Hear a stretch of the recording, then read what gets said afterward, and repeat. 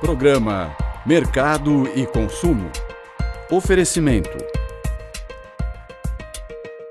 Olá, este é o programa Mercado e Consumo que traz toda semana as principais notícias e análises sobre varejo, e-commerce, franchising, shopping centers e food service. E também um bate-papo com líderes que inspiram líderes.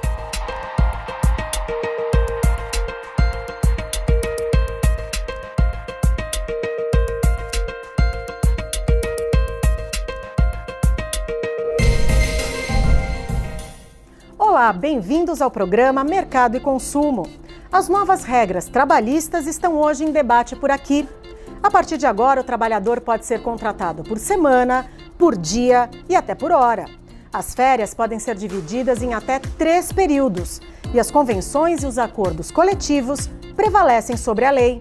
Empresários afirmam que a nova legislação vai diminuir o desemprego no país, que hoje supera 13 milhões de pessoas. Representantes de sindicatos de trabalhadores já dizem que a nova lei torna os contratos mais frágeis. Para falar sobre este tema tão complexo e polêmico, estão aqui o Dr. Luiz Eduardo Amaral de Mendonça, um dos maiores especialistas em direito trabalhista, Fabiana Mendes, sócia-diretora da GS Friedman, especialista em gestão de pessoas, além de Marcos Gouveia de Souza, especialista em varejo. Bom, e vamos ao debate. A reforma trabalhista, ou melhor dizendo, a modernização trabalhista, trouxe uma nova realidade para o setor de trabalho no Brasil, especialmente para o setor de varejo. Nós queremos discutir um pouco mais e trazer alguma contribuição para você que se vê às voltas agora em redirecionar o seu negócio com essa modernização. E para isso, nós temos conosco hoje o Dr. Luiz Eduardo Amaral de Mendonça, especialista na área trabalhista, e nossa companheira Fabiana Mendes, responsável pela GS Friedman, focada em desenvolvimento de pessoas. Obrigado a vocês. Vamos falar um pouco sobre esse tema.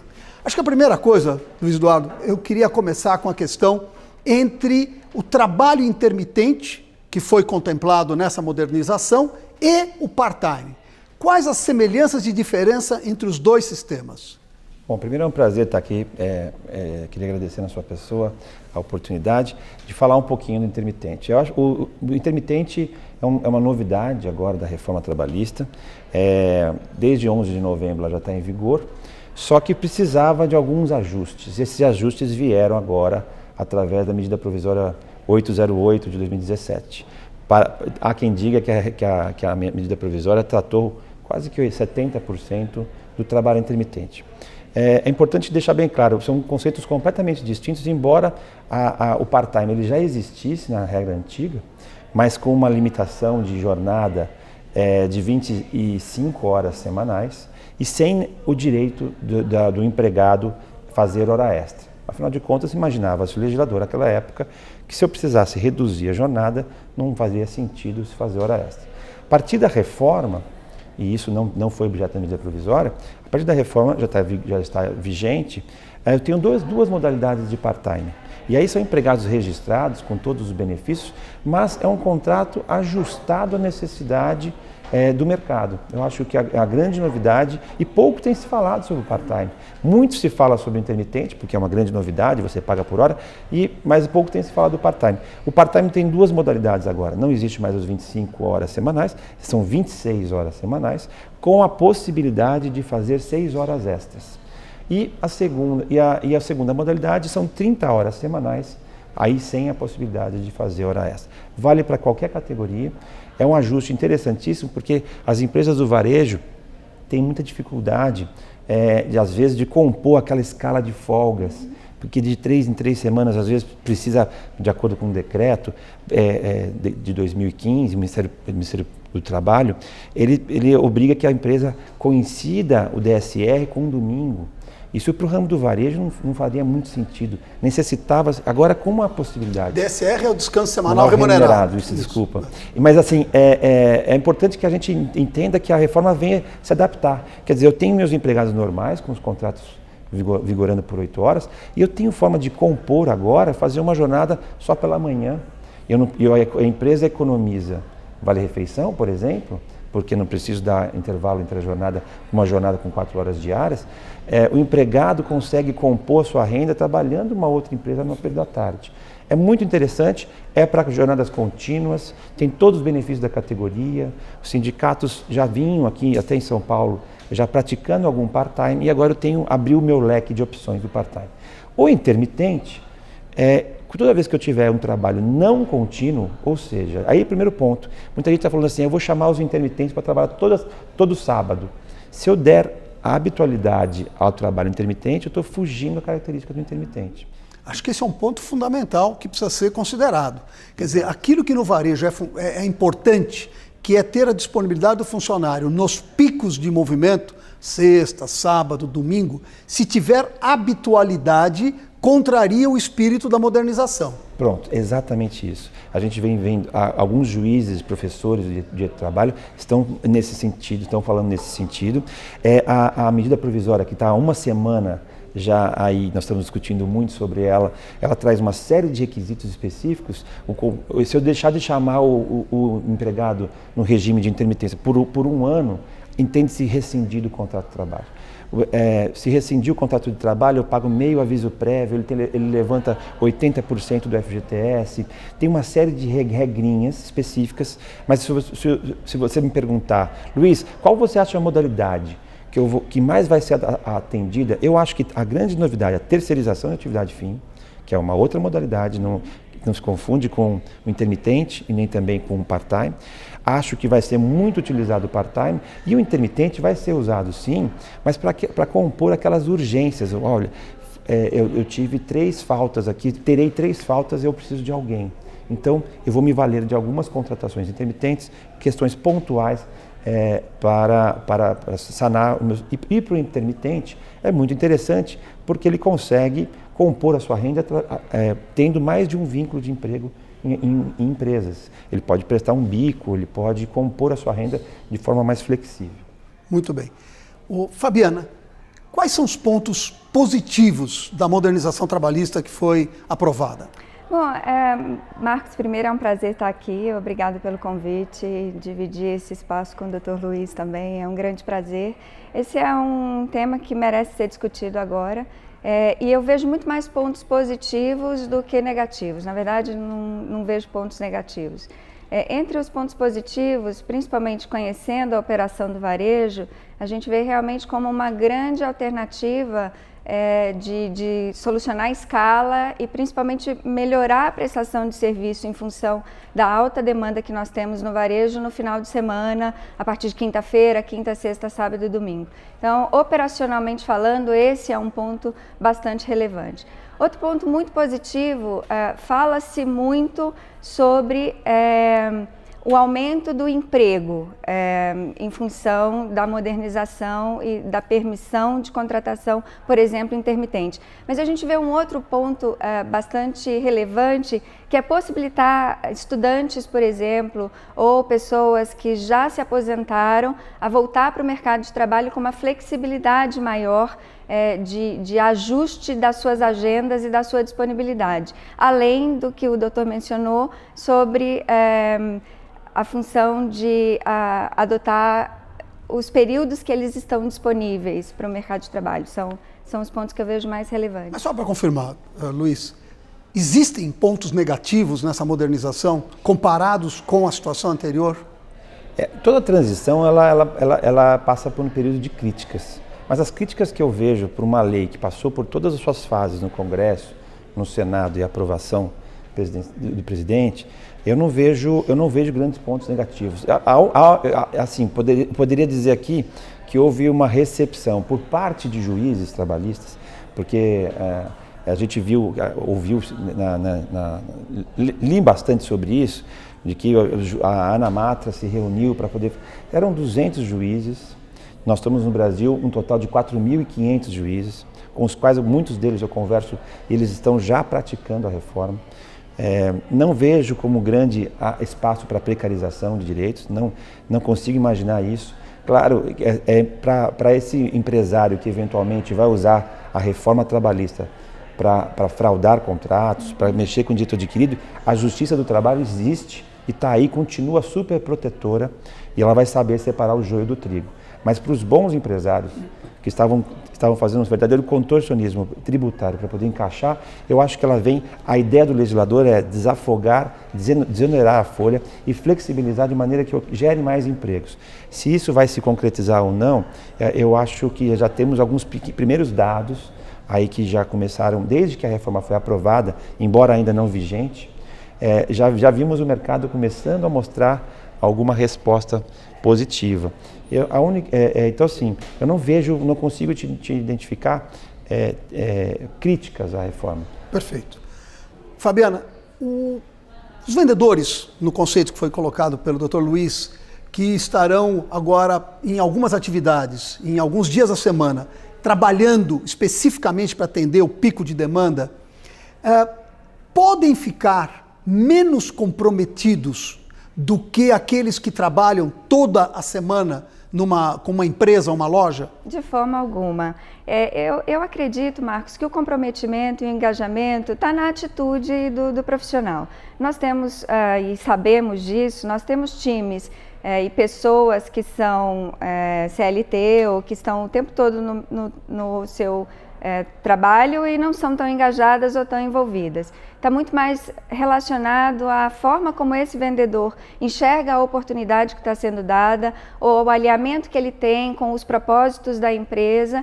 E eu acho que fica uma lição de casa para as empresas para criar mecanismos de comunicação eficiente ou de engajamento e de envolvimento desses vendedores ou dessas pessoas que vão uma vez, 2 vezes ou 3 vezes para o local de trabalho por semana, porque o ponto de contato entre eles, a empresa e o cliente é menor, mas compromisso e engajamento não tem relação com a quantidade de tempo que eles estão no local de trabalho, tem a ver com a atitude. Perfeito. Dr. Luiz, um dos pontos seguramente mais polêmicos e que mais discussão trouxe no processo de aprovação é a questão da prevalência do acordo sobre a legislação. Podia detalhar um pouco mais sobre isso e caracterizar exatamente quando ocorre um, quando ocorre outro? Nós tivemos uma grande mudança, primeiro com relação a um artigo da CLT, que é o 620, que agora caracterizou que o acordo coletivo, aquele estabelecido entre a empresa ou as empresas com o sindicato profissional, ele prevalecerá sobre a convenção coletiva. Que nada mais é do que o negociado entre o sindicato patronal com o sindicato dos empregados. Então, havendo divergência, prevalecerá o acordo coletivo porque ele é mais específico.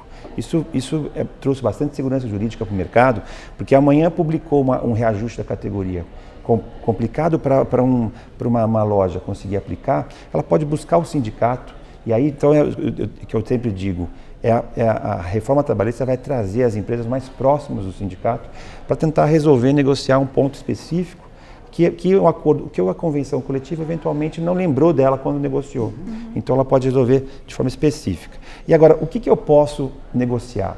Quer dizer, haverá sim a prevalência, o 611 da CLT, haverá a prevalência do negociado sobre o legislado em tudo aquilo que não ofenda a Constituição Federal. Perfeito. Então, é muito, não conflita. Não conflita. Eu posso chamar o sindicato e falar, olha, vamos cortar o 13º? Não, porque isso está na Constituição Federal. Isso tem que estar... Agora, eu posso chamar o sindicato e combinar com eles que eu quero criar uma regra de premiação para os melhores vendedores que eu tenho na loja. Eu quero criar prêmios a pagar e que esse prêmio não tenha natureza salarial. Não gere reflexos em INSS, no 13º. Então, eu posso sentar com eles e negociar algo mais favorável. No âmbito de uma organização, de um conjunto de lojas, qual é o âmbito desse acordo? Nós não mudamos com a reforma trabalhista a unicidade sindical. Então, naquela base territorial, sempre vai existir apenas um sindicato. O que eu negociei com este sindicato vale para todos os empregados. Então, se eu negociei aqui em São Paulo, vai valer para todas as lojas que eu tiver em São Paulo, aquilo que eu eventualmente vier a negociar. Sempre vou ter que respeitar a base territorial da abrangência do sindicato. Isso muda um pouco, inclusive, a participação dos sindicatos, né, no dia a dia das empresas, né? O que exatamente você vê de mudança? Eu vejo, o sindicato, é fato, com a reforma os sindicatos vão ter que se reinventar. né? Houve uma mudança de contribuição sindical que não foi tratada pela medida provisória. Havia uma promessa, mas não trataram. Então, algumas receitas, homologações de rescisão contratual também não precisarão mais ser feitas lá. Mas, então, eu acho que eles vão ter que se aproximar das empresas e as empresas vão ter interesse em se aproximar dos sindicatos, porque nós temos uma novidade da reforma, por exemplo, que é o termo de quitação anual. Eu chamo o sindicato para a minha empresa, mostro tudo do jeito que eu pago, como pago, faz-se uma assembleia, pergunta-se aos empregados, alguém tem alguma coisa a reclamar?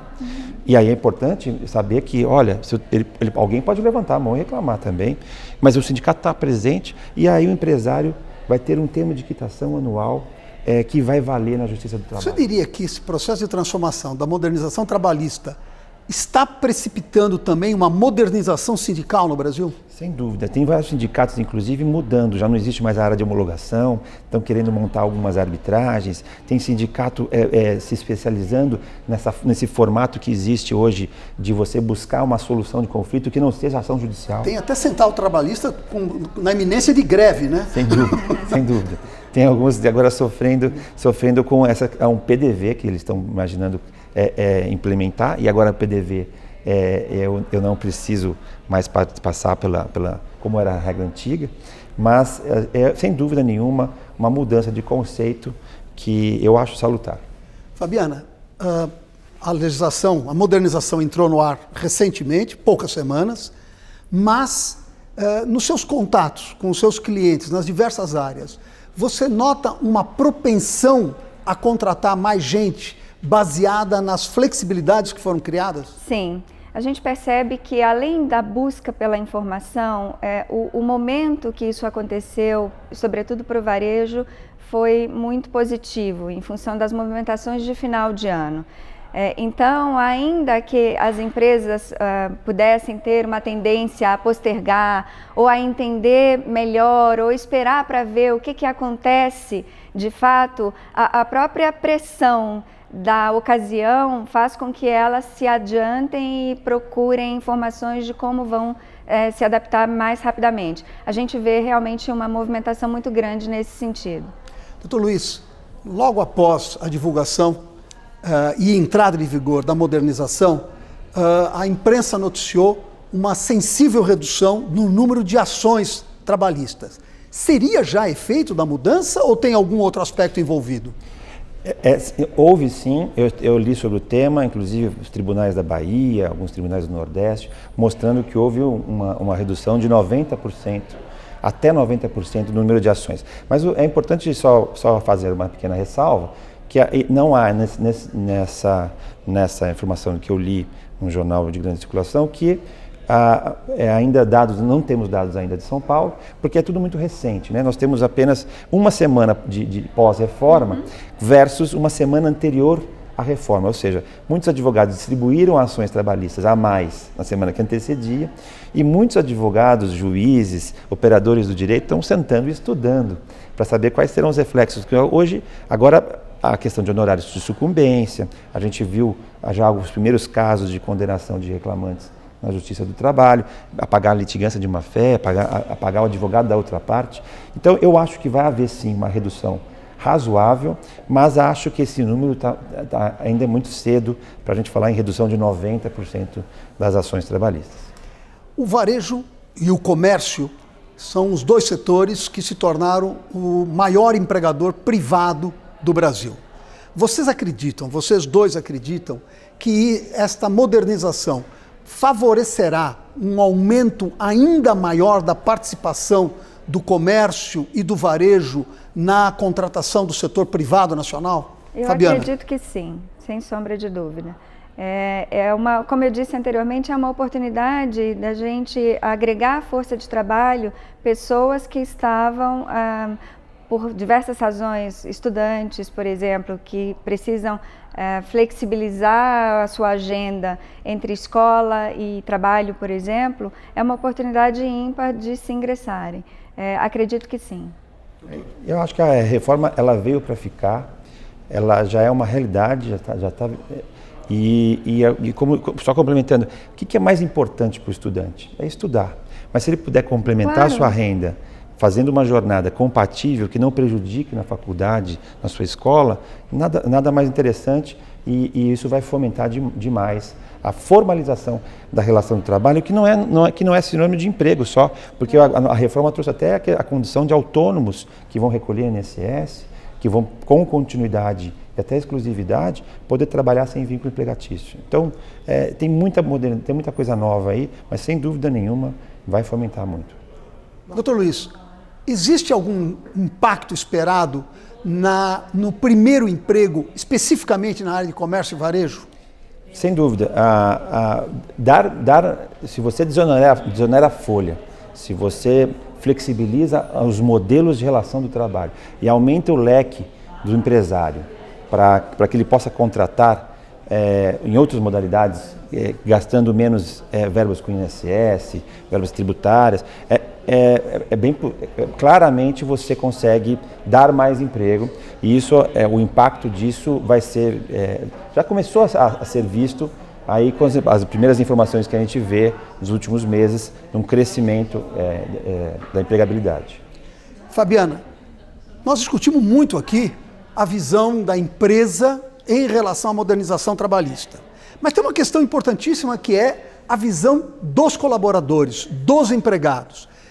Eles estão preparados, eles estão sendo preparados pelo RH das empresas com respeito a essas mudanças todas? A gente está percebendo uma grande movimentação das áreas de recursos humanos em se capacitar e entender como operar, né, nesse novo momento, e principalmente como levar essa informação para dentro da empresa. Então, óbvio que tem um papel importante do trabalhador procurar informações e entender os benefícios que ele pode tirar desse novo momento, mas tem um papel fundamental do RH e da própria empresa de promover essas informações dentro da empresa e abrir um espaço para discussão, para tirar dúvida e para compartilhar as oportunidades que se abrem nesse novo cenário. Essa nossa conversa de hoje tratou da modernização trabalhista, algo que permite o Brasil se alinhar com aquilo que de melhor tem acontecido no mercado internacional, nas relações entre as empresas e os seus funcionários. Ela era mais do que esperada, demorou muito tempo, mas veio muito aperfeiçoada com a visão da sociedade como um todo. Agora, claramente, cabe às empresas, aos sindicatos, aos trabalhadores, conhecerem mais profundamente o que é essa modernização e passarmos a trabalhar dentro dessa nova realidade que, sem dúvida nenhuma, vai contribuir muito para a própria modernização do setor de varejo e comércio no Brasil e para o aumento da eficiência e da produtividade, que no final das contas tornam o mercado brasileiro mais competitivo. E depois desse importante debate sobre as novas regras trabalhistas, não perca no próximo bloco a entrevista com Marcelo Silva, vice-presidente do Conselho do Magazine Luiza. Já voltamos.